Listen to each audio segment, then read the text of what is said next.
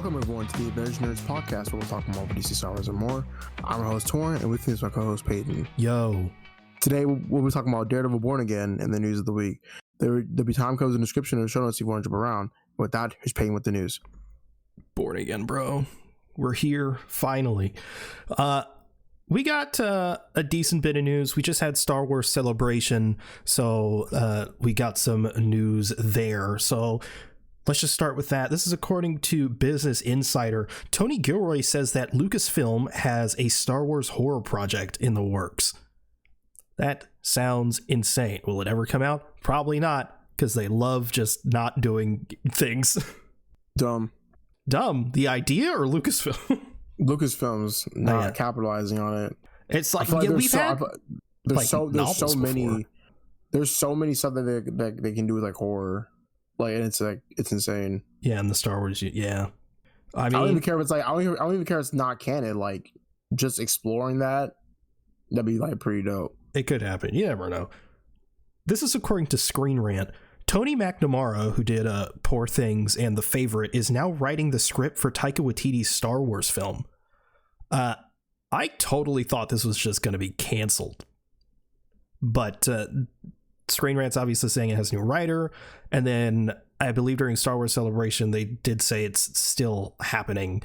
They're just like they're working on Taika Waititi's schedule rather than the other way around, which makes sense.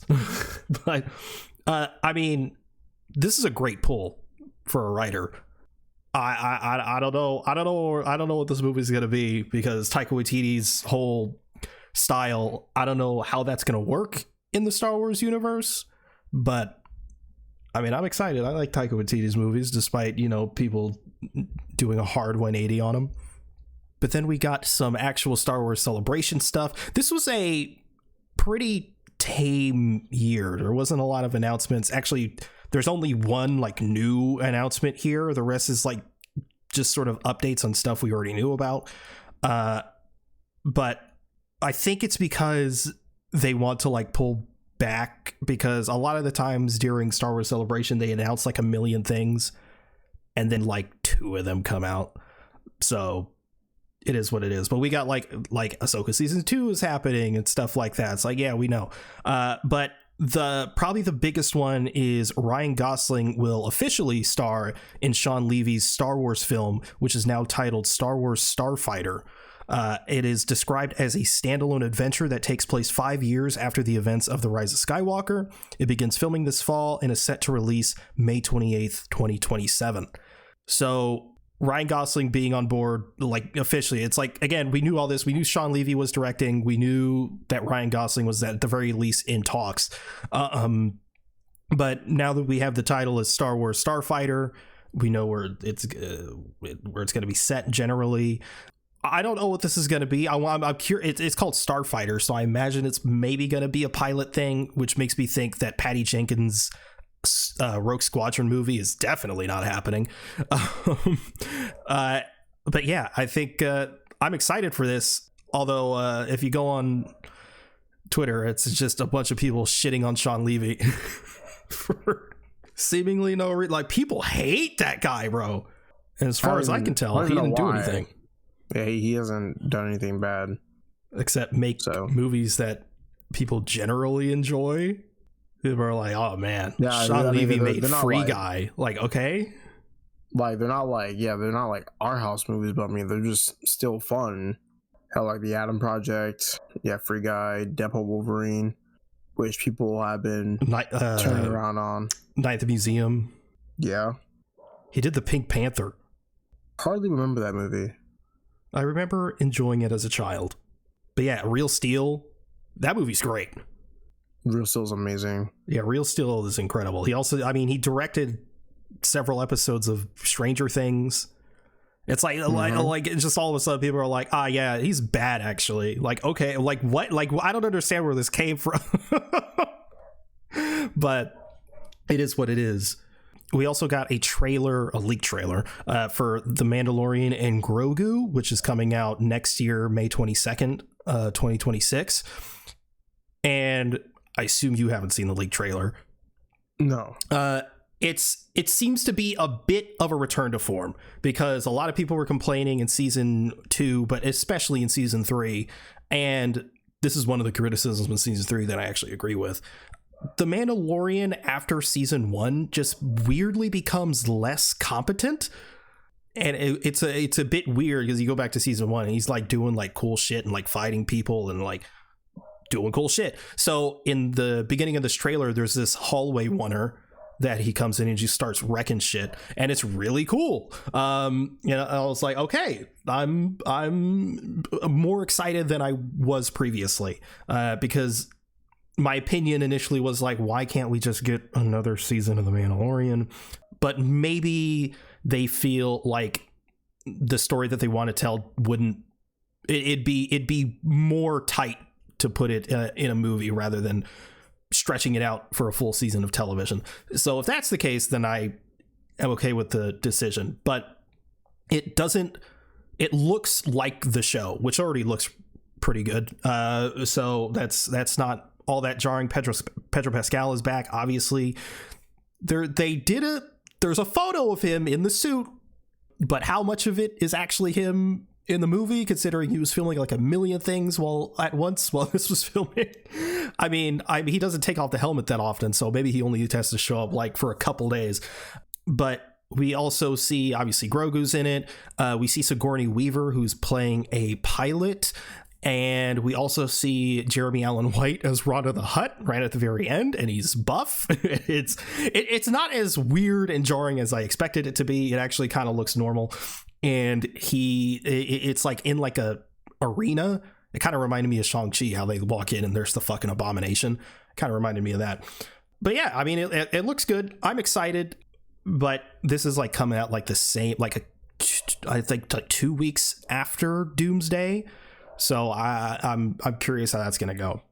We also have Maul, Shadow Lord, which is a new Disney Plus animated series focusing on Darth Maul, and that will also release in 2026. This was the only announcement that was actually new. We didn't, as far as I know, no one knew this was happening. So getting a Darth Maul focused animated show sounds really, really great. Sam Witwer is coming back to play Darth Maul, and he is probably the best actor to do it. So yeah, that's really great. And then last piece of news before we get into the review, Torn, we got that new Fantastic Four trailer, and it is looking immaculate. I've never cried at a trailer before until now, bro. Or until recently. It's peak, bro.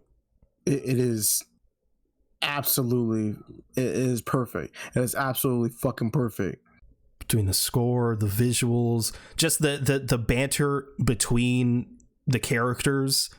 Everyone was pretty, I don't know about everyone, but like a lot of people were pretty hesitant, I guess, of the casting, specifically for Joseph Quinn as Johnny Storm. That's his name, right? Joseph Quinn. Yeah. Honestly, just from this, because in that first trailer, we got to hear a little bit of Pedro Pascal, and we got to hear a little bit of Vanessa Kirby, and obviously Elon Musk Backrack as the Thing. But we didn't really get to hear a lot of Johnny, and we also didn't really get to see a lot of Reed. And so in this trailer, we get Joseph Quinn as Johnny Storm. The voice, I'm there for it. Nails it. Just the way he's playing this character, I'm 100% on board now. And the writing for the character just seems really great based on the trailer. I mean, the way he's like just shitting on Reed and like being buddy with Ben is incredible. Something about Pedro Pascal's facial expressions as Reed in this trailer also really sold me for him in particular, because sometimes it's just like, Pedro Pascal's in a lot of fucking things.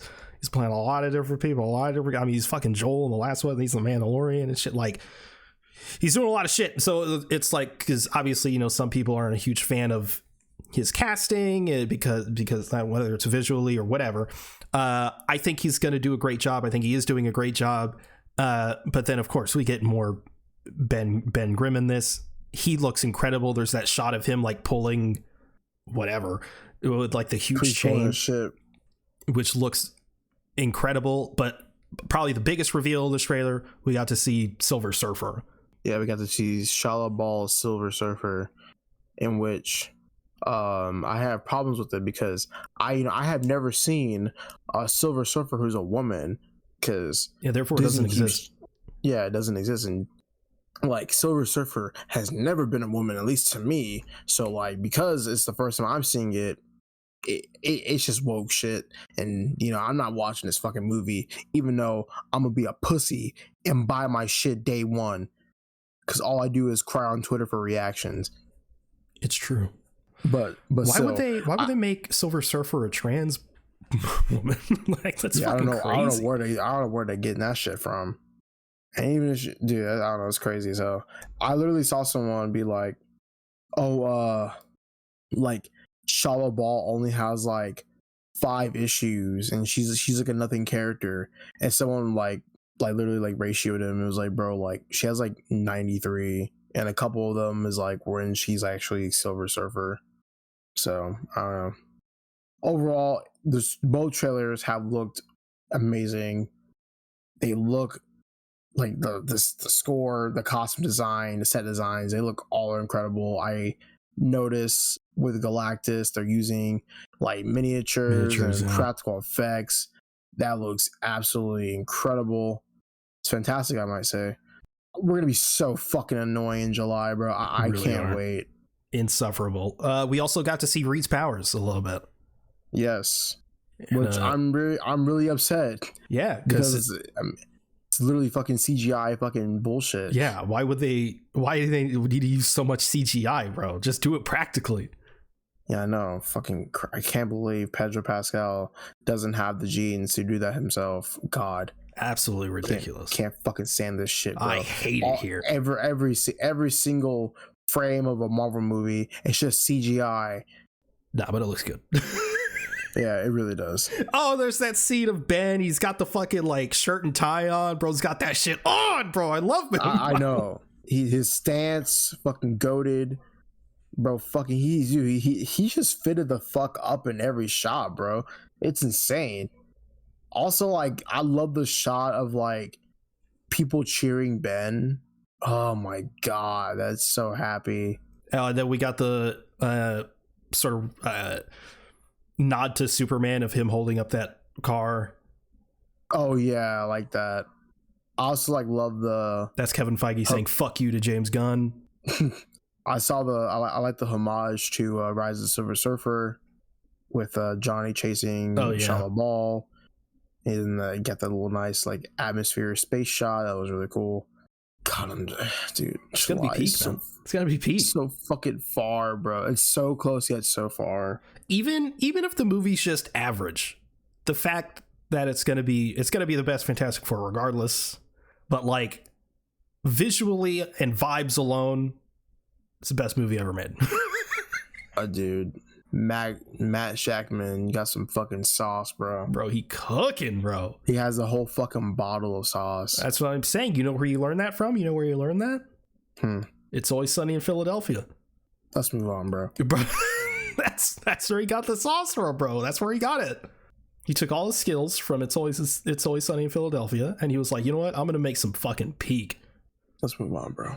Torrin, that's the news of the week. Which means it's time to move on to our topic, which is, of course, Daredevil Born Again.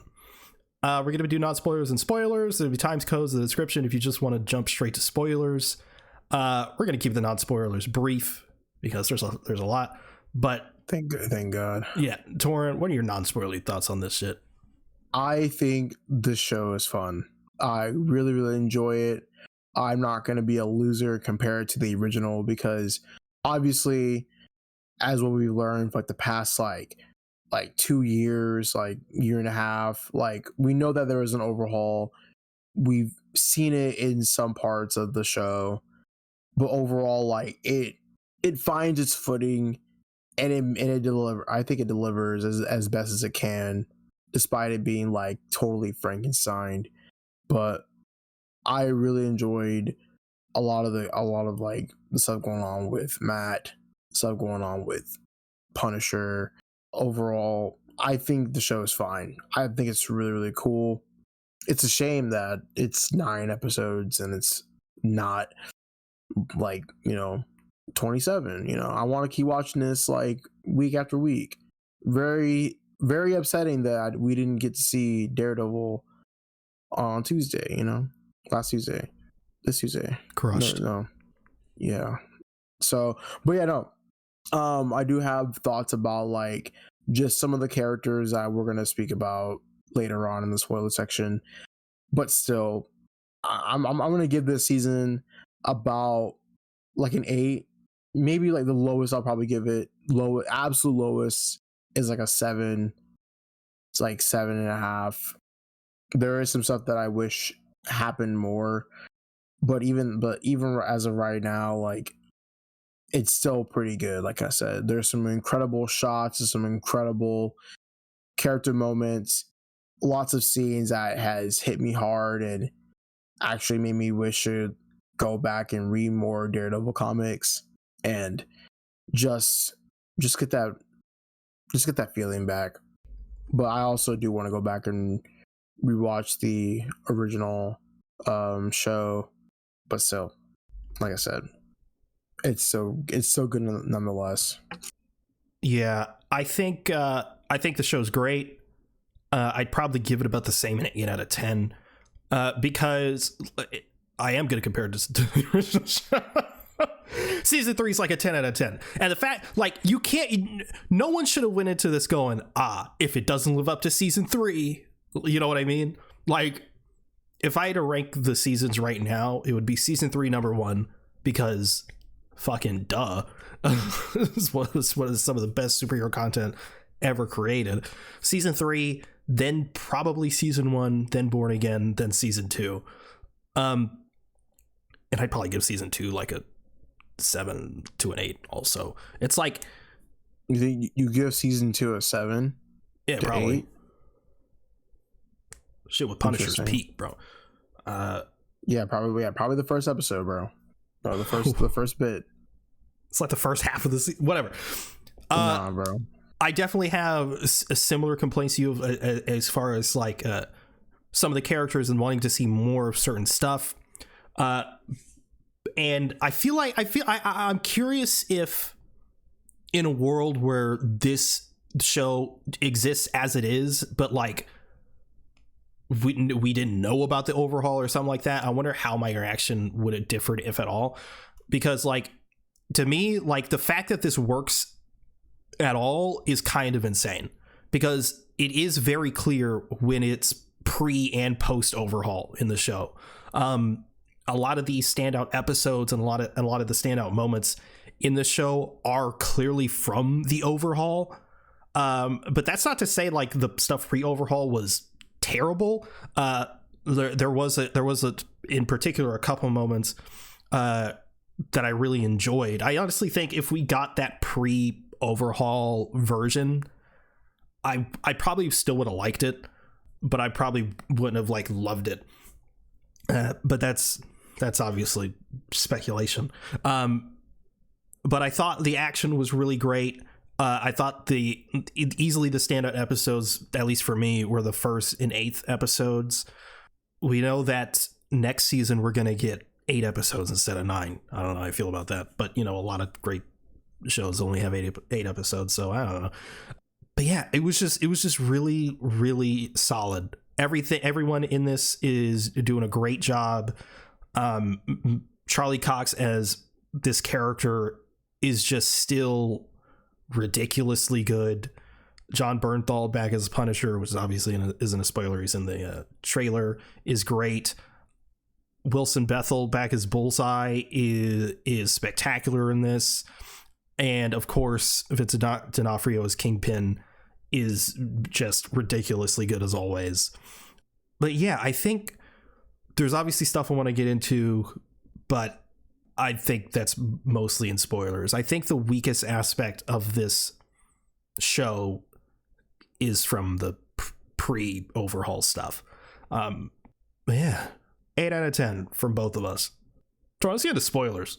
God, bro. Thank goodness. Bro, Foggy got blasted. Dude, he got fucking murked, bro. That dude got... Bro, that dude, bro, it was crazy, man. He was just, he was about to like win a case, to get like a beautiful black woman. Boom, shit, he got fucking shot, bro. Yeah, clearly he's done with Marcy.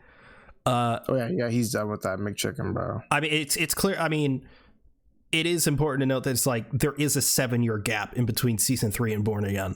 So like, I saw a lot of people being like, "Oh, there's clearly so much we missed that we didn't." It's like, yeah, no shit. There's a 7-year gap.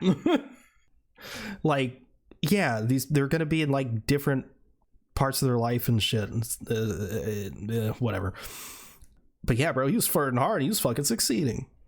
My boy Foggy got that beard. Got that beard. Bro, he was looking fresh. How you gonna kill my boy Foggy off? He got the cut, bro. Yeah, bro. How you gonna kill my boy Foggy off when he gets his shit together? He opened up a bottle of old Melvinese, bro. He was fucking lit. Bro was celebrating like crazy. And then, bro, he just, oh my god, bro, that's crazy as shit. Hello, Karen. Hello, Karen. It's nice to see you again.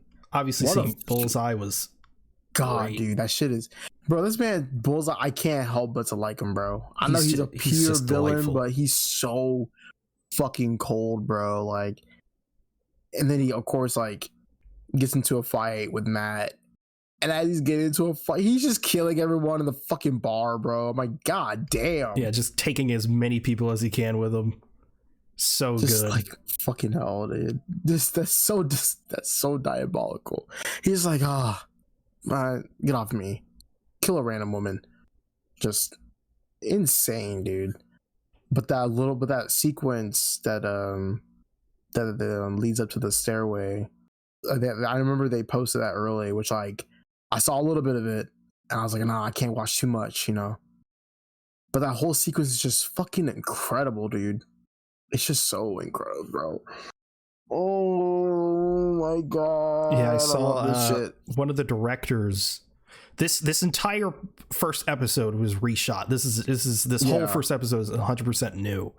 And the director said that the original version of the pilot would have just started with him on the roof crying and dropping the helmet.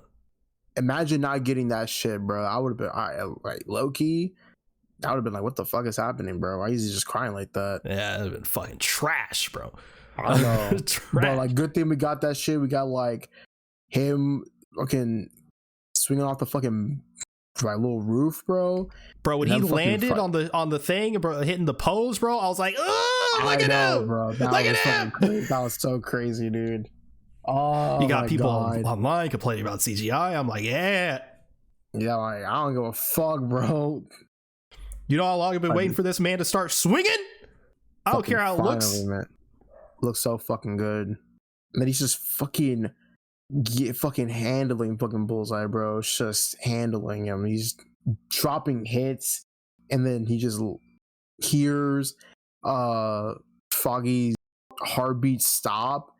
And then I love that moment so much of him just like fucking crying, and Dex just fucking pats his shoulder, pats him on his shoulder. He's like, yeah. He's like, hey, yeah. He's like, yeah, come on, bro. I killed your friend. Come on. And then he's like, oh, fuck you. And he just shoves him off the fucking building. Bro hits the ground hard, bro. I know, dude. That was such a fucking crazy shot. And like, I don't know why I had thought like I like Loki thought he was fucking dead, dude. Oh yeah, for sure. The way he hit the ground, I was like, oh no. Yeah, that's why I was like, bro, like I texted you like no way, because like it was like a double thing. It was like no way he just fucking did that. No way they're gonna fucking kill him off. And then like I was like, oh, he opens up his eyes. I was like, oh shit, okay. Yeah, and then the small moment, and I'd say underrated moment of Karen like slowly looking around because she's not 100% sure whether that's Matt or not. Is so well done, bro. Imagine not getting that, bro. Dude, I don't even know, bro. That's the craziest shit. And we didn't even mention beforehand when Foggy's outside talking, and then we get the the radar set. I don't know what else to call it. The sets and the aspect ratio changes. Yeah, yes. The aspect Really ratio well changes done. were great. I had to lock in, bro. It's kind of like one of those moments where you just like you sit up, bro.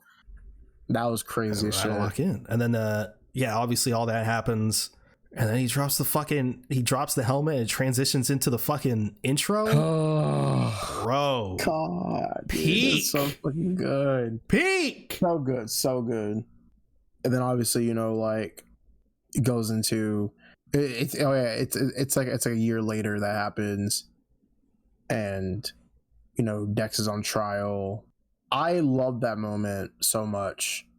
Of like it was like the whole moment with like him, with Matt and Dex in the courtroom, and then Karen walks in. Obviously, like she's like pissed, but also like she's just like, oh my god, like like I still got to see Matt, Yeah, and you get that like little moment of like both their just encapsulating like both their characters when they say that he gets life in prison. Yeah, because like obviously it's, I mean, like I thought of it like when Matt was like, he had his like little moment. It was like he got life. Yeah, he's gonna be behind bars, but it's like it's still not enough. Yeah, because like he lost. He took a life. And I love that because you can take it multiple ways. Mm-hmm. You could take it like frustration, like he should get more, or like I should have killed him, but also like it could be like a yes, kind of like happiness, like aggression sort of thing. It's it just the way Charlie Cox plays it, bro. It's just he's so good. He is incredible. And then the or not necessarily the highlight, but one of my favorite parts of that episode is after that scene. And on the bench. Yeah, on the bench, and Karen and Matt are talking. Something about that, the way that was written and played out was just super well done to me. It felt super real, Yeah. I don't know what it was in particular about the scene, but I thought it was so well done. But it is revealed that Karen is moving to where? San Francisco? Right? San Francisco, LA, just California. I think it's San Francisco, but I could be wrong. But yeah, she's getting out of there, which makes sense. I think Karen would have been there the whole time if they had to completely redo the show. But they had to work in the pre-overhaul stuff, and obviously Karen and Foggy weren't there at all in the pre-overhaul stuff. So it made sense that she had to move away or whatever.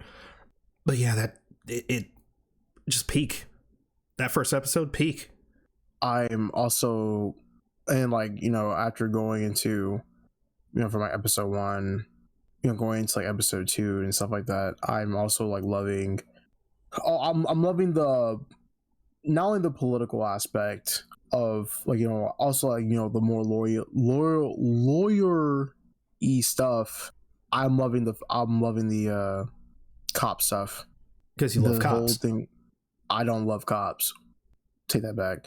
You said ACAG. All cops are great. That's your tagline. About great. That's why you say you hate the way they handle the Punisher in the show. Because I never said that. That's what you said. I mean, you said that to me. Huh? You said why is the Punisher not like the cops? That's what you said. You said the Punisher should be on the cop side. No. That's what you said to me, bro. You put hashtag I love cops. That's what you said. I'm really loving what they're doing with the season of the whole Punisher squad thing, and I know it dives into the comics, but I really just love what they're doing with that. Yeah, I didn't think they'd touch it. Hey, but they're doing it, and like they can do so more with it, which we're going to see in season 2. But man, I also like, I forgot what happens in the rest of episode 1. Like Matt meets up with Kingpin. Oh yes, that in the diner. That's really good. Yeah, and he decides to run for office or whatever. Yeah, Fist is like, why'd you stop being him? A line was crossed. And he was like, just so you know, your friend Foggy Nelson, that wasn't me. And he was like, Matt was like, all right. He was, hey, yeah, but I don't believe you. Actually, I think he did believe him. And then Matt was like, I can't shake the feeling that you're gaming the system. And he was like, I love this city and I love Vanessa. I would do anything for this city. But if you get back in the suit, I'm gonna do something. And then Matt was like, if you start being Kingpin again, I'm gonna do something with you. And they were like, all right. And they parted ways, and then they started doing the exact thing they said. I know this, the exact same shit. How do you? I mean, I'm gonna ask this question. How do you feel about Cherry and Kirsten? Yes, the is gonna be brought up inevitably. Look, I like Kirsten. I think she's a fun addition. I'm not fond of Cherry. Here's my thing about Cherry, right? Everyone's like, oh, it should have been Mahoney. Obviously, it should have been Mahoney, but he wasn't there pre-overhaul, unfortunately. So it can't be Mahoney. Maybe it can be Mahoney next season, but it's like, I mean, with what we have, I mean, he's fine. People fucking hate him online. Yeah, he's fine. I mean, like, he doesn't really like do much, but I mean, he's okay. But like, yeah, Kirsten is like, yeah, she's cool. Yeah, I like her. Like she at least, like, I know Cherry does the same thing, but I feel like Kirsten tries to bring him back to reality a lot more than like Cherry does. Cherry just is like, I wouldn't do this, and then that's like, well, you should do it anyway. He's like, you're right, and then he just like goes and does it, you know? Yeah. Matt teams up with the black woman that Foggy was trying to riz up, so now they're Murdoch and McDuffie. Mm-hmm. As their lawyering squad. I like that. Did you think I really for a second thought their offices was Matt's old apartment, because like the windows. It's just a New York thing, bro. It's just a New York thing. I was like, hold on, and then I was like, wait, no, it's way too big. Yeah, because Matt has like similar windows like that in his new apartment, which looks nice. I'm trying to fucking figure out how much does that shit cost? How much are they paying you? Well, then he's a lawyer. Yeah, I was about to say. I want to know what his rates. He got money. But yeah, no, that's pretty cool. How do you feel about the White Tiger stuff? It is such a fucking shame that we didn't get more of him. But the amount of stuff that we got of him was so impactful. And like you know, when they showed White Tiger, like all the set photos, yeah, I really did think he was going to be in like a lot more. Like I had assumed they had filmed like way more stuff with him than we thought, but apparently not.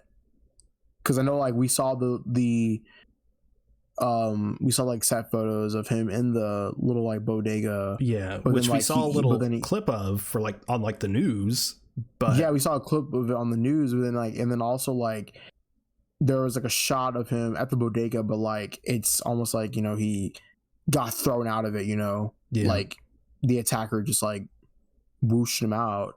But I mean, that was like just like a little clip that they did. But yeah, I'm really like I said, like when it comes to like the lawyer stuff, and I really love how they did that with White Tiger in general, and the whole vigilantism being a discussion. It's just it's so like apparent that they're in the MCU now, and it's very cool, but it's also very funny that a legitimate defense is like, oh well, yeah, Your Honor, he didn't have his amulet. He didn't have his magical amulet that gives him extra strength and shit. And he's like, you know what, you know, you right. Yeah, he has to be like, yeah. But like, oh man, I think that also that sequence was really cool, like in the subway station of like, you know, White Tiger just trying to help out somebody, and then Cobb just gets fucking destroyed by a train. Yeah. Oh, and then when he's trying to track down the witness, he does track down the witness, and he gets to his apartment, and then he gets the witness to leave, and then he's just standing there waiting for the cops The fucking aura. And then he's like, smiling. He's like, hey guys, what you guys? He's like, what are you doing, bro? I'm not gonna lie, bro. I know Daredevil doesn't kill.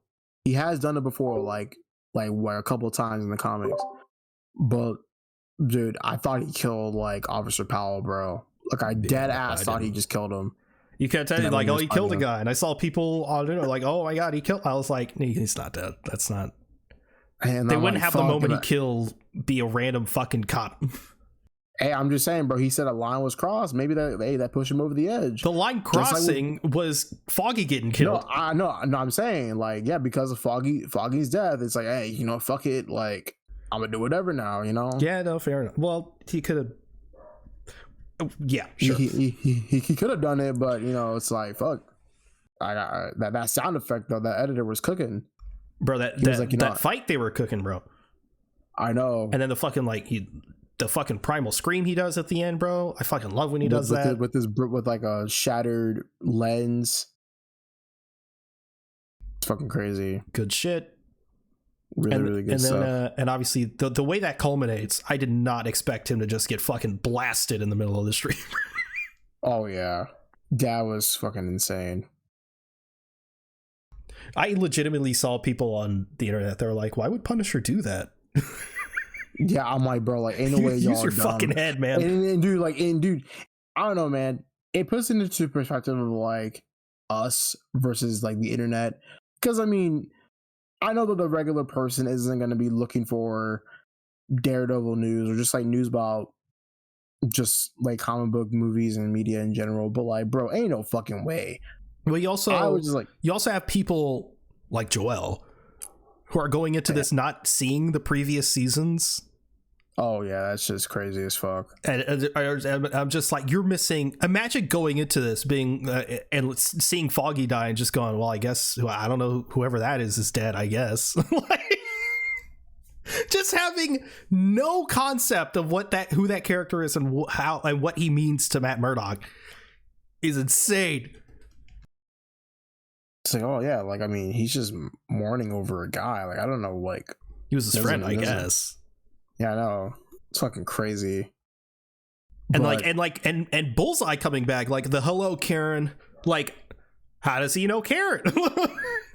Why is he? How does he know them? Like, does Bullseye know that? Or does this guy know that? Who even is Karen? Daredevil is Matt Murdock? Like, yeah, no, it's just crazy, man. But in terms of like White Tiger, I really love the little arc that they were able to bring in with him, and also rest in peace to Camar de los Reyes, who passed away 2023, literally Christmas Eve. Damn, that's fucking. I know, Christmas Eve, bro. Yeah, they have nice little tribute towards him. They have a tribute, and I love the line of like, you know, when he's in prison, or yeah, he's like in a cell, and he's talking to Matt, and he's like basically telling him like, oh yeah, you know, I just picture myself like on a beach listening like to the Goki. And you just have that at the end of the episode. Yeah, you hear him in the credits. I was like, man, that's such a beautiful touch. But like I said, rest in peace to him, and hopefully his family's doing all right. I know that it's definitely not easy losing someone who has that much of who had little presence in the show. But I'm really glad that while he was still there, and with the little amount of screen time that he had, like so many people were were supporting that episode. You know, people who were Puerto Rican, genuinely being affected by it and stuff like. Yeah, that is really. I didn't really see any hate, which is good, and it felt. I mean, it's just really like really wholesome, but yeah, I really did like the White Tiger stuff, and we probably won't see it next season. I mean, if we do, then it's probably gonna be very, very little. But I know that Angela Torres is in here, and I know that she is, I believe, the 4th incantation of White Tiger, because I know, like, famously, it's Angela and like his sister. So she was low-key pissing me off. Oh yeah, but when she went to the offices is like, oh, Matt, she's like, Matt, oh, I have no one else to come to. Okay, fair enough. But then she's like, oh, you're not going to do anything about it. The fuck you want him to do? What do you want? He's a lawyer. He's a blind lawyer at that. What? Ridiculous. But other than that, she was cool. Yeah, she definitely cool. You want to talk about Fisk and Vanessa? No. Yeah, right. I'm on Fisk's side with him and Vanessa. Whoa. Just say you hate women, bro. Hey, I ain't like Mike, bro. But obviously, Fisk is right. I mean, they figured it out. They did. I wonder if that was pre-overhaul. Mm-hmm. I'm not 100% sure. Vincent D'Onofrio talked about it, how he said he really enjoyed that aspect because it was very personal to him, because he didn't go into detail, but apparently he's going through something similar or went through something similar. I'm not sure. But I thought all in all, that was pretty well done. Yeah, Fisk is right, though. Fisk is right, yeah. I mean, dude, I was getting so pissed when, Vanessa was like literally just being a fucking dick, and he's like, oh my god, his hands and touching on my body. I'm like, shut up, bro. So disrespectful, my guy. Damn, like, what are you trying to, like, lie to Kingpin of all people? Crazy. She's crazy. Insane, bro. Yeah, that's how I like him. Oh. Yeah, but like, because he like disappeared or whatever, and he disappeared. Okay. I saw some people didn't understand it, and fair enough, to be honest. But people didn't understand like where he disappeared to or whatever, and some people thought like, oh, he like vanished like because of the blip or whatever. No. So in Echo, he gets shot, in Hawkeye, he gets shot in the face, and in Echo, she fucking fucks with his brain or whatever with her fucking magical powers. And he has to like confront his past and stuff like that. And basically she tries to like turn him good, essentially. And he's like, what the fuck did you do? You fucked with my head. So he goes to essentially try to figure himself out. And so I'm not sure how, I forgot the timeline, how long it took him. I think they said it in the show, like how long he was gone. But I mean, obviously he was gone long enough for her to fucking move on, I guess. But he was trying to figure himself out, and which is why he comes back and he was like, oh, yeah, I'm going to run for office because he believed that was the best course of action. But obviously being back in the city and being back with Vanessa and being back in that world, obviously he's like, I got to go back into crime. Yeah. But anyway, that's why he left. And that's why he was gone for so long. Still shouldn't have cheated, though. Now, like, should he have communicated? Of course, yes, of course. Communication is key. I don't think cheating is the key, though. But like, he's like, you like cheated on me or whatever like that, and she was like, well, you left. I'm like, okay, and like, we're married. I know, bro. Absolutely insane. Adam Warlock's in this. Yeah. He's all like, look at me, I'm Adam Warlock. And then fucking, bro, Vanessa just blasted that dude. Like, she shot him a few times. I was like, okay. But then there was like the one extra shot to the head. I was like, Jesus. As she should, bro. Not to mention, just in general, I'm going to talk about it. But I'm loving the parallels even more editing-wise of Matt and Fisk. Really, really good stuff. Absolutely. Them both regressing back into their old ways. Oh, yeah. Obviously, Kingpin with Adam and what? I'm thinking about that meme. The meme I sent you? Where he screams mine? Yeah. What are you doing? Just keep it around. Mine. Yeah, that's so good. Stupid. But yeah, obviously, Adam and Fisk and Muse and Daredevil. That, speaking of which, that fight is amazing. Well, both of the fights, really.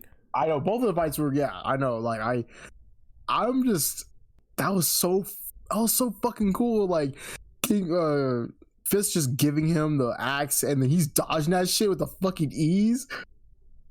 And like, bro, People be forgetting how quick that man is, bro.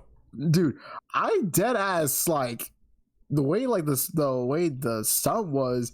He just pushes his head into the bricks. I'm just like, dude, Yeah, I can fucking kill a person, but he was still alive. It's like, what kind of genes do you have, bro? he's Adam Warlock. I guess Vanessa's pussy was keeping him alive, bro. Jesus, the Insane. determination. I know he really wanted. Yeah, I know. That's crazy. But like, you know, Muse had them hands, man. People were. I mean, I was surprised, like low key. Yeah, no, I was surprised too. But then they explain it. Yeah, they explained it. Like, oh yeah, I was in Taekwondo. Oh, you know what? I'm gonna just speak about it in general. How you feel about Heather? Look, initially, I was on Get board. that bitch out, bro. I'm just saying that right now. Initially, I was on board. I was like, she seems cool. She's a therapist. She started seeing Fisk and Vanessa, and initially, she doesn't know. So I was fine with it. It's like you have the chance to fucking see them here. You're probably getting paid extra. Like, hell yeah, I'm doing that. But then, yeah, she just started fucking. What the hell, man? That was a fucking 180, bro. I'm curious how much of it is pre and post overhaul, because the original idea was that it was going to be a legal procedural, and it was going to be a lot of lawyer stuff, and obviously like all the new players like Heather and Cherry and Kirsten, etc., were all part of that cast. So I wonder if her doing the heel turn was always going to be the case, or if the overhaul team came in and was like, let's go in this direction instead. Yeah, because I definitely feel like there's a little bit more that was supposed to be there for the heel turn to like. I mean, I'm not saying it doesn't make sense, but I'm saying like they could have just been like, you know, added context to this stuff, like you were saying. But bro, she just was like, you know, obviously, you know, there's the whole vigilante thing, like the whole like debate, and the conversation is like, oh yeah, you know, should vigilantes be in New York? And yeah, and that's fine. Yeah, and that's fine. Like she's sort of indifferent to vigilantes, which is sure, and that's fair. But then she's just like, you know what, man? Like at first she's like, oh yeah, I want you to like hook me up with like Daredevil, even the Punisher, and Matt's like, you know, I don't know about that. Like, you know, we'll see. And then like a couple of episodes later, she's like, you know, man, like fucking Daredevil, fucking all these vigilantes, they're the fucking same. Like, you know, they're fucking garbage. And it's like, damn. Yeah, like, well, then she says like Muse and Daredevil are the same. I'm like, huh? Yeah, I know. Even if you like, just like watch the news regularly, you know that's not true. And then Muse is your patient and attacks you, tries to kill you, and then Daredevil comes and saves you. You see that, you literally experience it, and then you're like, I saved myself. Yeah, I saved myself. And they're both the same. Brother. He's just as bad as Muse. The fuck are you talking about? Like, bro, for her being a therapist, she's dumb as hell, bro. It feels like the post overhaul team was like, we got to get them separated. I know. But it's also just like from an in-universe standpoint, like you don't see this motherfucker running around, bro, like just helping people. We got a literal serial killer, and then we got a guy who doesn't kill. Like fucking guy saves you from another person who's about to kill you. Fucking like touches you inappropriately. But shit, you know, they're all the same. You know, they just like each other.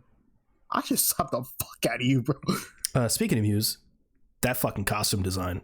That is amazing, dude. So good. They nailed that shit. I know. The way, like, the costume is canvas, that shit is crazy. And so I love how, that inspired decision, bro. That was amazing. And I love how they explained the, like, how the paintings are. You know, it's like, oh yeah, this is like made of blood. We can't wash it off like that, you know? That's crazy. Yeah. Didn't have to kill him though. I know. I mean, happy. They could bring him back. Like, they could have like a copycat. It's possible. I'm not happy about it. I know how Kevin Feige hates Inhumans. I know how he feels about them, but I'm just saying. I mean, they he can do something. It's like, oh, like I know the MCU changes stuff up, and like I'm just saying he could bring in some shit where like Muse is like a mutant or like an Inhuman, and it's like this guy was inspired, and he's going on a fucking he's going on a killing spree again. I don't know, like we could do something like that. Like God forbid a white boy catch a vibe, I'm just kidding. That's crazy. But yeah, that whole Muse arc I thought was good. I thought it was a little bit rushed, but considering again it was overhauled. Like I get, like I have to, like I'm cutting it slack. Yeah, I'm cutting it slack too. And like for me, I know we have talked about the MCU killing its villains and how they shouldn't really do that. But for Muse, it was like I'm not too mad about him dying. I still wish I'm mad about it.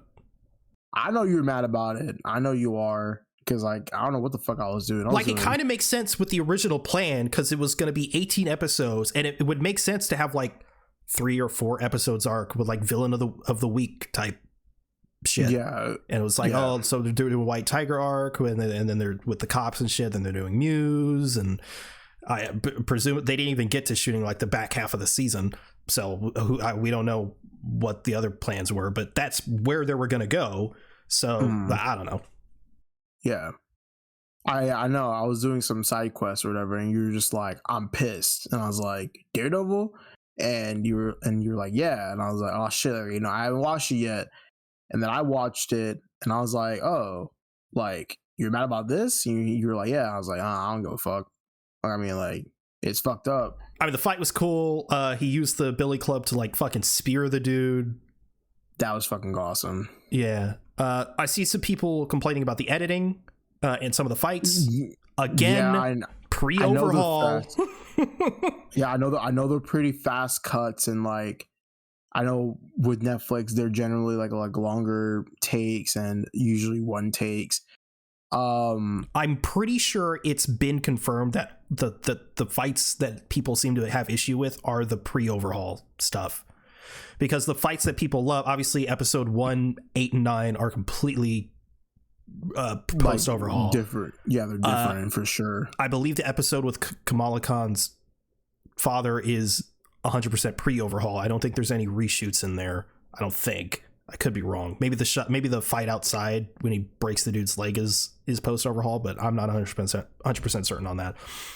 But I'm pretty sure the fight with the cops, I'm pretty sure that's pre-overhaul. I'm confident that the fight with Muse in Heather's office is pre-overhaul. However, I do know 100% for certain that the fight with Muse in the subway or whatever, the abandoned subway, is post-overhaul. The stuff in the trailer is pre-overhaul, but they actually reshot it, and so the stuff we see in the actual show is post-overhaul. And obviously that fight that's one of the fights that people really loved. So basically if you have problems with the fights about it being too many cuts or whatever, I don't think season 2 is going to be an issue. But again, for sure, one of those things where I'm cutting it slack. Yeah. So what about the Punisher? I mean, I understand what he means, man. Like, he's upset that Matt ain't got a shit to make a cup of coffee with, bro. Yeah, it's kind of bullshit. Bro loves coffee, and bro hates naps.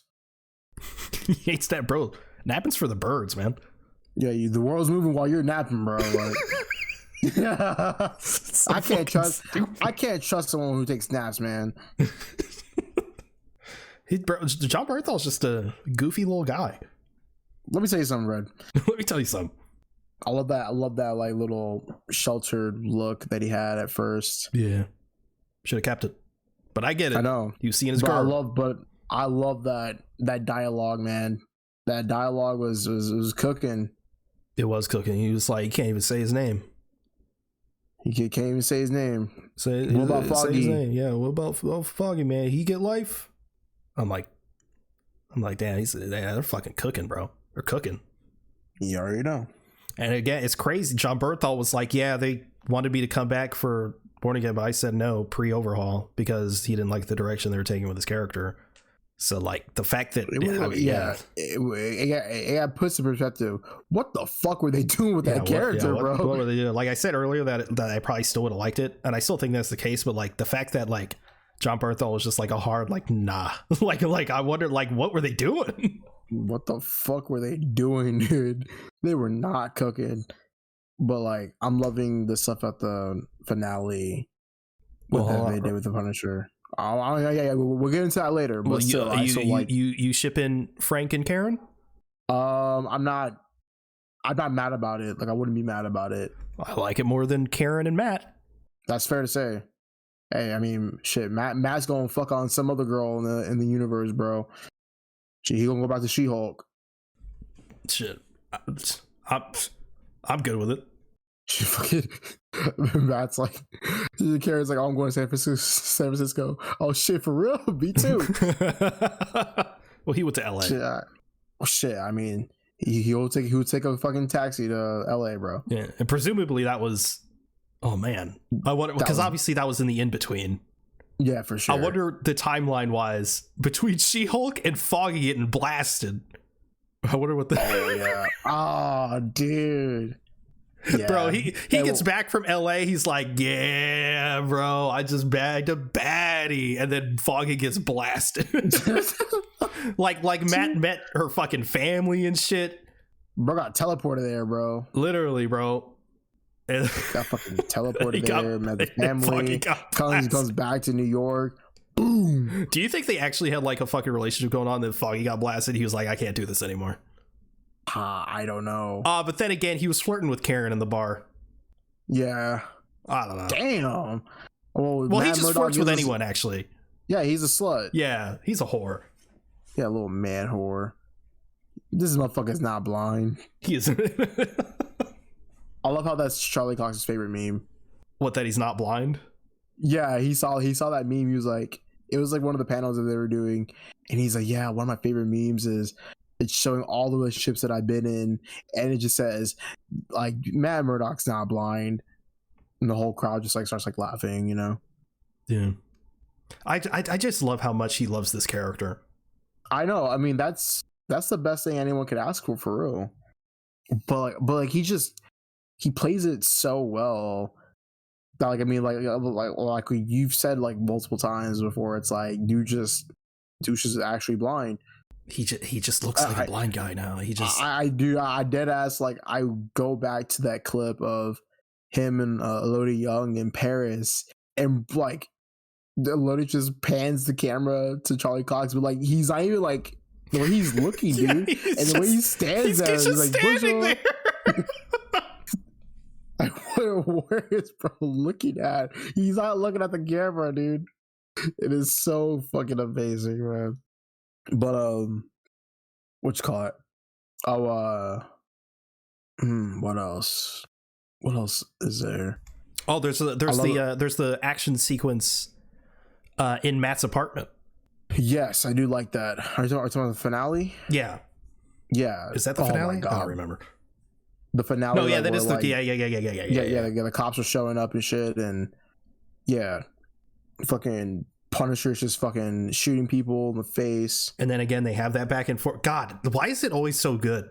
The back and forth between Punisher and Daredevil. They got that chemistry. I saw someone say that banter specifically feels like it's ripped straight from the comic book, and I fucking get it. Because like Matt walks in, and he's like, I don't even remember what the fucking dialogue was, but yeah, the back and forth is just so good. And then obviously the power goes out. You don't got anything to make a cup of coffee in here? And he's like, you clean up just for me? Yeah. He's like haircut and aftershave. Is that for me? And then he's like, what do they call you? Nightgown man? And he flips him off. So good. I feel like I love him. I love him so much. You gonna fight him with your ass hanging out? Then he's like, and then obviously he kills the guy, and he's like, fuck, why, Fred? Like, why you always gotta fucking do this? And he's like, and then Frank's like, bro, you gotta fucking kill him, bro. Hey, that sorry ass excuse of Cole North died, bro. Thank God. Didn't like his ass for one bit. Some people are saying character assassination. I do not know enough about him to be upset about that. It is. Well, because like basically Cole North in the comics, he's like an undercover cop. But Sure. they just made this motherfucker a bootlicking cuck. and then bro's fucking light skin in this, bro. You know, like he's like dark skin in the comics. Gave him the logic treatment. Jesus. But then Punisher sort of goes off on his own. Oh yeah, and then fucking he fights the cops and kills as much as he can. And again, just touching on the fucking cops using the Punisher logo like some fucking cucks. No media literacy at all. I know, he's like, you know, like you guys are a bunch of fucking clowns. Yeah, you guys look like a bunch of fucking clowns. You think you know me? You think you know my life? You think I know why I do what I do? Let me tell you something. Bro's always trying to tell people something. He recaps season 1 and 2 of The Punisher. Yep. He's like, so that's my story. Bro, yeah, no, fucking crazy. Tony Dalton's in this shit, bro. Yes, Tony Dalton is in it. And I thought, I'm not even gonna lie, bro. I'm not gonna lie. I thought he was gonna fucking, at one of the parties, he's gonna pull out a box of fucking Gus's fried chicken, dude, and start eating that shit. You know, this chicken is so flavorful. I fucking love him, bro. He's great. And yeah, fucking Giancarlo Esposito, Sidewinder, walk in. Oh yeah, like, I guess yeah. That's crazy to think about. Yeah. And then Bob Odenkirk walks in as well. The whole fucking Better Call Saul reunion. Do you know you have rights? The Constitution says you do. And then you have a Scorpion walk in, you know? Oh yeah. He's fucking crazy, bro. Bro, he's just mogging the fucking anytime he's on screen, bro. Oh yeah. He's just like, you know, I'm gonna just take this cameo for what it's worth, or this appearance for what it's worth, you know. Bro's basically Zorro. I know. Also, I'm gonna touch on some supporting characters. Oh yeah. I'm loving Michael Gandolfini in this. Dude, he's fucking what? Yeah, he's great. He like, I mean, like, for me it was like, oh, it's Michael Gandolfini, but then I'm like, dude, that's Michael Gandolfini, bro. Like, he just, I love what he was doing. I love how like he was delivering his lines. Yeah, bro, the arc is great because he started off and he's like sort of this like sort of awkward kid. And yeah, and it's like okay, yeah, like he's fine. But by the end, I'm like, oh shit, nah, he's like, full on. Bro's his dad. Yeah. Bro's his dad, man. Rest in peace to his dad. But I'm also just loving how, you know, even just like with the look of Michael Gandolfini in relation to Fisk, obviously, you know, he's supposed to be like this, you know, this like parallel to him like growing up as like a kid, which I love. When I was a boy. I love the little bit that we got of BB Urich.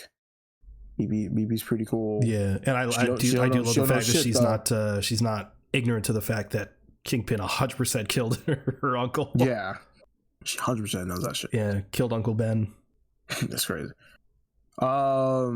Dude, they said that those little like interviews and like in between scenes and shit are of real people.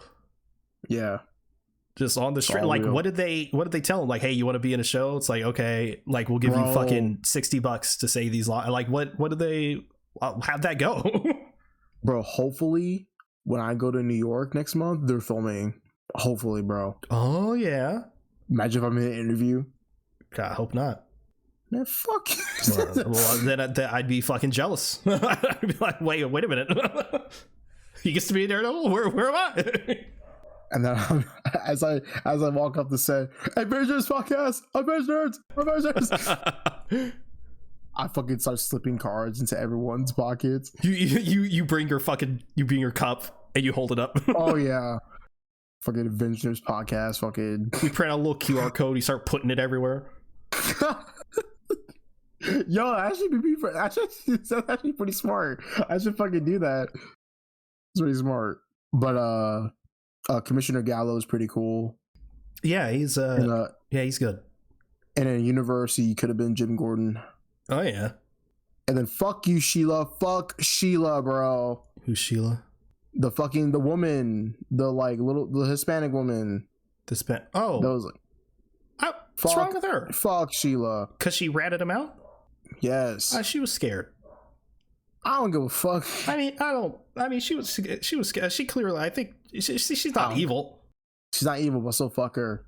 Yeah, but actually, without her ratting him out, we wouldn't have gotten that fucking brutal scene. Yeah, bro. People were like hyping that shit up, and maybe it's because I'm desensitized. I mean, it was fucked. But yeah. It's a fucked scene. Maybe I've seen too much of The Boys. Yeah, but it's also just like for Disney, for Daredevil. It is definitely the most violent thing we've seen. Yeah, no.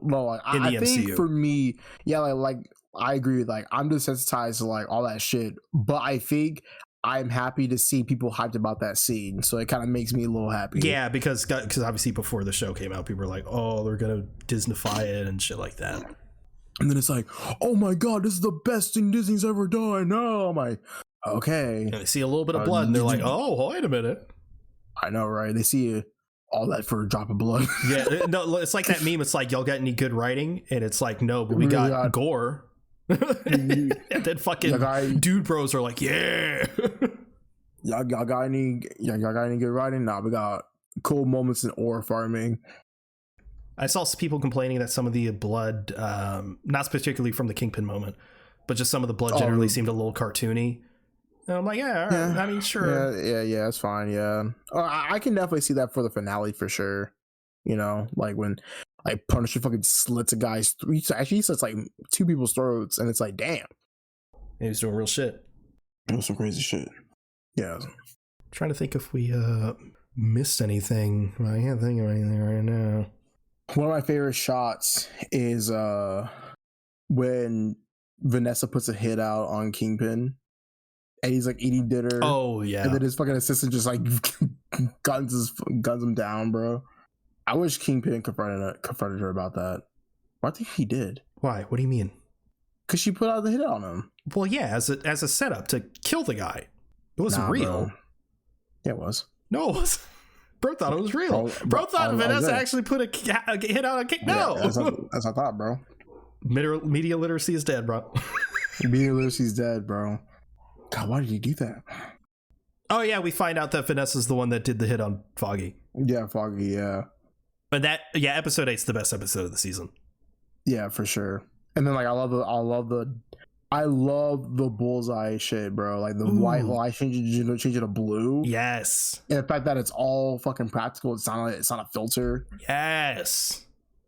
The fucking shot of him. You don't even actually see him, but or see it happen, but when he frees himself from the chair, just fucking kills those two dudes. Fucking uses his teeth and he uses his tooth, bro. Straight comic shit. Oh, we get okay, now everything's just coming to me. We get Matt saying fuck. Yeah, he's like, oh fuck it. Yeah, he says fuck it, and then when he talks to Dex, he goes fuck you, like from his fucking soul. Yeah. It is really funny. He fucking slams his head on the table. He's like guard. He started slamming his head on the table. The guard's like, oh, like what? He's like, you crazy son of a bitch, what are you doing?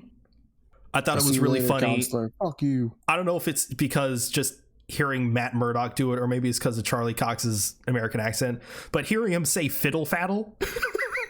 Oh yeah, just I don't know, just in a serious tone, being like, so you got caught stealing a box of fiddle faddle caramel corn, it's fucking ridiculous. I also that guy was pissing me off too, but then he started his whole monologue and I was like, oh yeah, I mean you're still dumb, but yeah, I get it. But I love that. I also love that scene too. It's yeah, I understand, bro's gotta eat, and then he starts flirting. Yeah, bro, they start fucking flirting. He's always bro. He's fucking whore, bro. Do you think they're gonna pull a Vic on mini Kingpin? What do you mean? You think Kingpin's gonna kill Gandolfini? Probably, like Penguin did. I'm not gonna lie. Vic. I thought spoilers. I thought Sheila was gonna die this season. Nah, I thought she was gonna die. I thought I didn't think she was gonna die, but I also didn't think she'd rat the dude out. But yeah, bro, I can't believe they got Punisher symbols on the fucking neck, bro. Punish that throat. Punish that neck is crazy. Yeah, this shit was just peak, man. What else am I thinking of? This is definitely going to be an episode where we finish and then we're going to be like, oh man, fuck, we didn't talk about this. Yeah. Oh, the fucking man, the filler episode. Oh, number 5. Sure, I don't remember the episode numbers.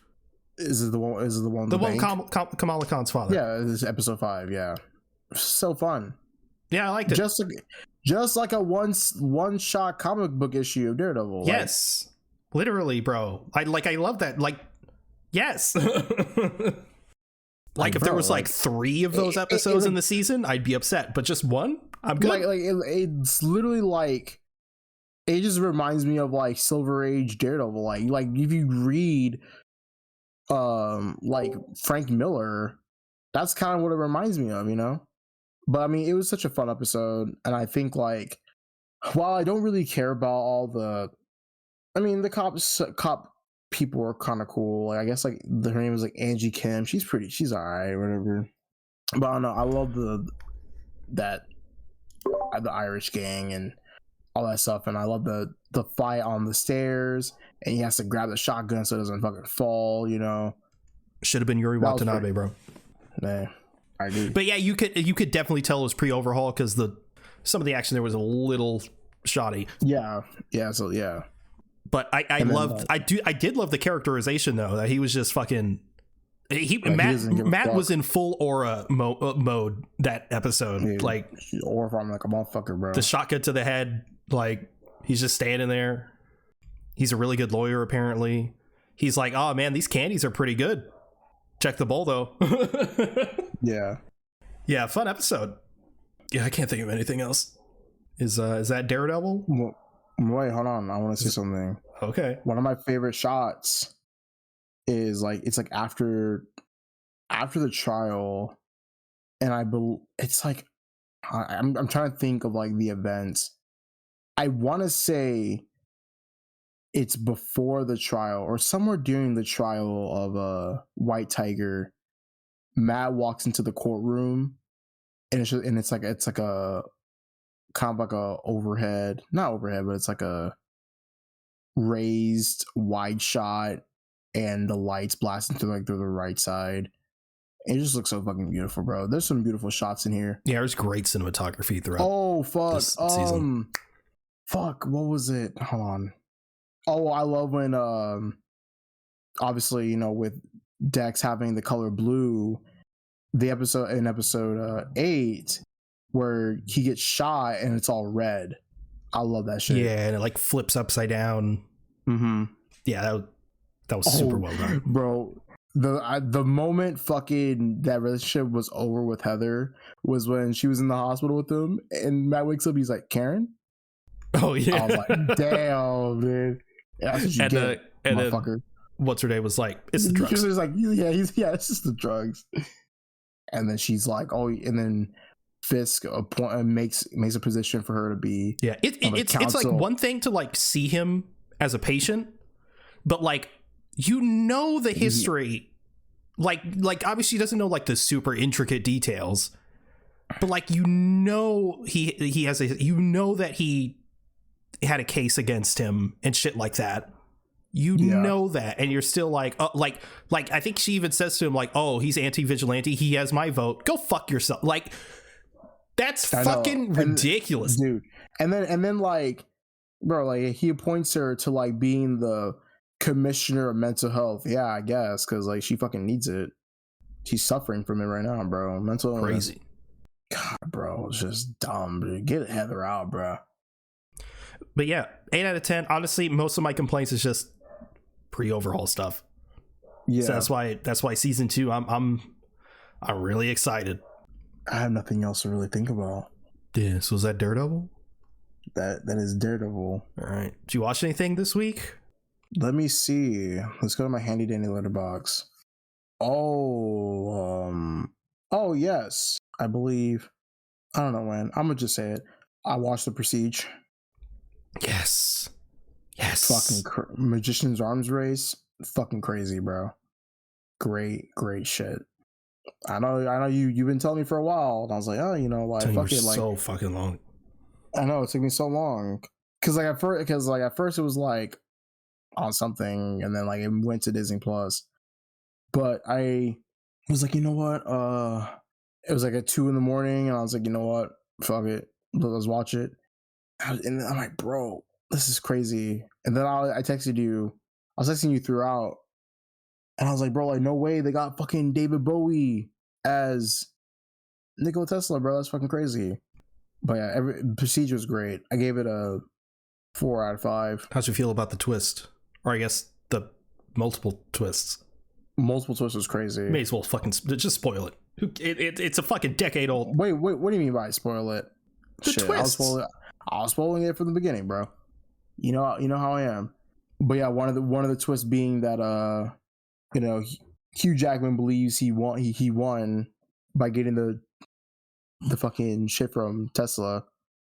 He has the machine, and he completes, I guess, like the disappearing act, the act that they've been fighting for the entire movie. And then, because obviously the beginning, it shows that it was a version of him that went into a locked cage to frame other boy, blanking on names, Christian Bale. Yeah.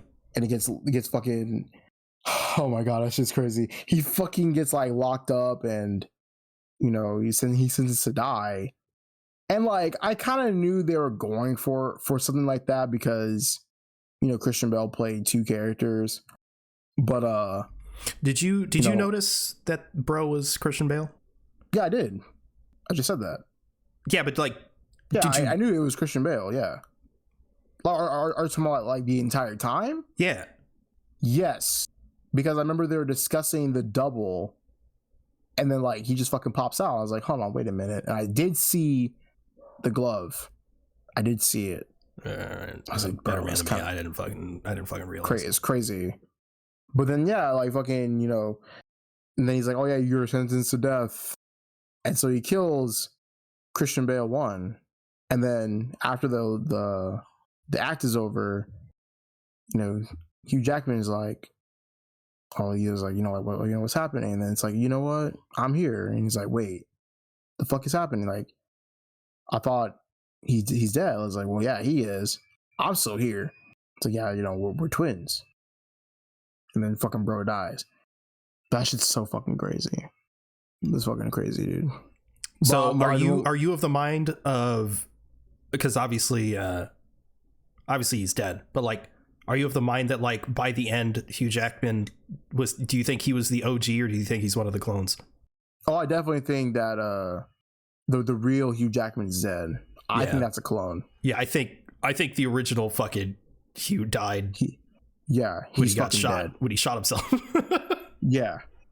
He's fucking dead. He definitely has like a little, the Prime is dead.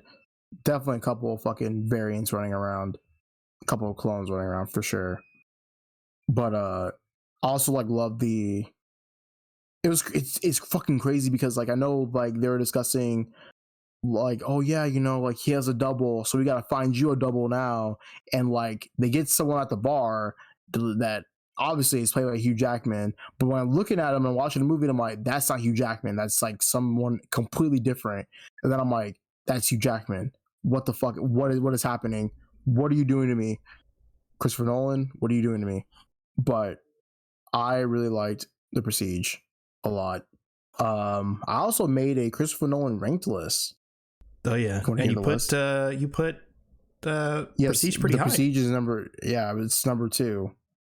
But which this list will definitely change for sure after I watch Following and like Insomnia with Al Pacino. Yeah, it has Al Pacino in it, I believe. But anyways, I watched Anora, Oscar awarding winner Mikey Madison in this movie. I gave it a 3.5. And for me, I think the hype isn't all the way there. I know some other women like it. It's very divisive amongst women. From what I've seen on Letterboxd reviews. Really? This is the one that won Best Picture. Yes. Oh, Best Picture. Wait, Mikey Madison didn't win Oscar? For Best Actress. Yes, I think she did. That's what I'm saying. That's what I thought she actually won for Best. I'll fact check real quick. But yeah, I'm watching this movie, and obviously, like, it is beautifully shot.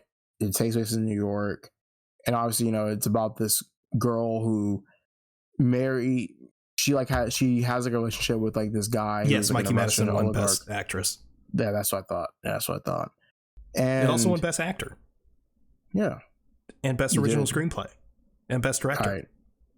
Yeah, it's crazy. Lots of awards, and they're deserved for sure. I most definitely think that the theme of the story doesn't come into the very end of the film. I'm not gonna. Are you gonna ever watch it? I think you should. I think I might watch it at some point. Watch it when your family's not home, because you don't want to. There's a lot of fucking tits. And ass and sex scenes. Lots of it. It's crazy. Yeah, but not like Poor Things level. It rivals that, I will say. Oh my god. Yeah, I know. It's a lot. There's like at least like 6 sex scenes that they did. What the hell are you playing? What is that? Bro, get that shit out of here. Are you fucking looking up the movie, brother? That's insane. Anyways, I think, yeah, the movie, like, when it comes to the hype of the movie and overall, like, what it's trying to explore, I definitely understand it. And then if someone were to be like, oh yeah, I really like this movie, it's like, I don't blame you. It is a great movie that has like humor, it has chaos, it has tension, it overall has like a lot of like moments that are like, they could be very, very like real, even though it's like kind of fantastical in a way. I still think that the movie is worth the watch for people who are wanting to watch it. But yeah, I mean, it's like I said, solid. And then I recently watched On Swift Horses with Jacob Elordi and Daisy Edgar Jones, Will Poulter. Overall, I think it's a good movie. I think it's solid as well. I didn't know what the movie was about because I haven't seen any trailers for it. And it was crazy is that it releases this week, so I got to see it like a week early. Bro's always flexing his connections, bro. The connections are from the San Antonio film page that you can, bro. That you can fucking you're follow supposed to. You're supposed to flex. That was your moment to flex your connections. I guess so. I did meet Jacob Elordi at the premiere. No, you didn't, because they did a meet and greet. But yeah, like I said, I didn't know what to expect from this movie, and it was funny. There's a lot of older couples in this screening, which is kind of crazy. Oh yeah, and so yeah, obviously this movie has a lot of gays. A lot of queer themes explored, and a lot of lots of gay sex scenes and stuff. And so, like, literally, one couple that was next to me, there is a very intense scene with Jacob Elordi and the person he's with in the movie, and the lady next to me just goes, "Oh my god!" and she just shakes her head, and her husband leave during the middle of the movie, and it's kind of crazy. I mean, it's funny, and it's like, the showing's free. So it's like, I can't be too mad about it, but still, it's like, they are older, so that's funny. What else? But I overall think the movie is pretty solid. I think it's one of those movies to where the some of the messaging could have been explored a little bit more, and it could have been driven a little deeper. Overall, I think people should give it a watch if they want to. Oh yeah, Sasha Kaye is in it too. Not in the Supergirl costume, unfortunately. But I think it was fine. fine little movie. And that's all I watched. It's all you watched? Yes. All right. I watched Sinners. Mm-hmm. And it was all right. Yeah, you are. No, I'm kidding. Yeah, I know. It was very, very good. I just wanted it to be a little bit better. The first half of the movie, phenomenal. Some of the best there is. Incredible. It's like, to be honest, like the first half is like borderline just not a vampire movie at all. And then the back half, it's a vampire movie. Honestly, it might even be the back half. It might be like the last quarter. Anyway, point is, it's an incredible movie that everyone should see in the theater. It's great. Particularly, there's one scene in particular that everyone is talking about for good fucking reason, because it's one of the best scenes put on screen, period. I want to talk about it, but I don't want to talk. Do you know anything about it? I just know that there's vampires in it. Okay, good. Go in blind, because I obviously I'm not going to fucking spoil it or really go into detail because you haven't seen it and I know you're going to see it. But we'll talk about it more when you see it, because there's one scene in particular that's fucking great. But yeah, great movie. Literally my only problem with it is that the last like quarter of it, it's just kind of standard vampire stuff, or maybe not standard vampire stuff. The vampire stuff's fine. It's just that it goes into standard, I guess, like horror stuff. Again, I don't want to go into detail, but it just goes into some standard tropes, which I didn't love, or which I wish maybe they subverted it more. But it also comes around at the end, because the actual like ending I did really love. So yeah, I honestly, I feel like maybe I was a bit too harsh on it in my initial review on Letterboxd, but it's an incredible movie that I highly recommend. I'll talk about it more in detail when you see it, and we'll talk about it on the pod then. I played through Assassin's Creed Shadows. I finished it. Oh wow, how was it? Good shit, bro. It's good shit. My biggest problem, the story. But luckily I don't fucking play these games for story anyway. The only reason Valhalla, like I talked about the story of Valhalla, was because it surprised me, and I was like, oh yeah, this is actually it's actually pretty solid. But yeah, Shadows, honestly, the story just wasn't really anything. Yasuke's story I thought was the most compelling part. But the story as a whole is more focused on Naoe, which I thought it was like kind of whatever. But yeah, it honestly, I think it was extra disappointing because it actually, when it starts to get good, the game ends. It felt like a lot of setup in the story, and the payoff just kind of happens, or except what you're building towards kind of just happens, and then it starts to build towards something else, and then it kind of just ends. And it's like it could resolve in like the DLC, but I'm like, I feel like the biggest stuff should resolve in the main game, but also we don't know what the DLC is going to be about, so I don't know. Although there is some stuff with Yasuke's story in particular that I thought was really well done. So it's not like it's all bad. It's just kind of you know, in the way that it culminates, unfortunately. But gameplay wise, awesome, really great stuff. Again, being able to switch between characters is really great. Being able to differentiate the characters' play styles is really great. Being able to sneak around as Naoe, being able to just fucking tank shit and like be like a fucking just strong as shit as Yasuke, I thought was really cool. I see a lot of people online being like, oh, I played like 90% of the game as Naoe because they like that play style better. I feel like I did a healthy amount of switching. I think there is absolutely a time and a place for Yasuke gameplay wise. Obviously, I don't know how you'll feel about it, but also personally, I'm not really an Assassin's Creed player. I like the big, heavy sort of vibe, so I did play Yasuke a bit more.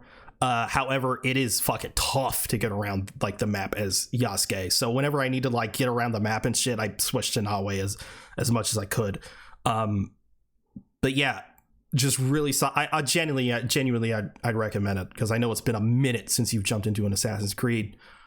It's also, I should mention that it is like when I talked about like Valhalla with like the story and shit. Shadows, nothing to do with Valhalla, bro. Nothing, absolutely nothing. All the stuff with like the animus and stuff, all the real world shit, might as well be non-existent. I feel like they only put like a small bit of it in just so they could call it an Assassin's Creed game, like, which honestly I genuinely I think is a positive. I see some people complaining about it, like, oh, where's the stuff from Valhalla and stuff. It'll come in another game. I was a little disappointed initially, but I thought about it for a bit. I feel like there's a lot of Assassin's Creed players out there that feel like it's too beholden on the stuff that they're telling in like the real world shit.